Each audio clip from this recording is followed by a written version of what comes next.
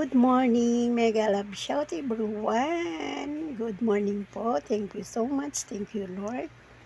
Dahil may pagkain tayo today. Ayan guys, maga ako nakapag-prepare ng aming breakfast. Kain tayo guys. Ayan, videohan ko lang ang mga niluto ko today. Ayan, meron tayong fried egg.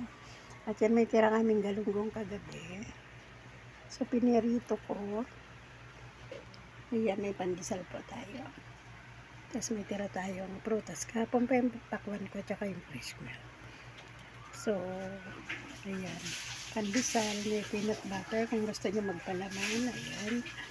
Tapos, ayan, nakapag-fried rice po ko. Kasi ang dami namin tirang pagkain kanin, guys. Ayan, sinangag ko. Nilagyan ko ng bawang, sibuyas, hotdog. Kaya ganyan ang itsura niya.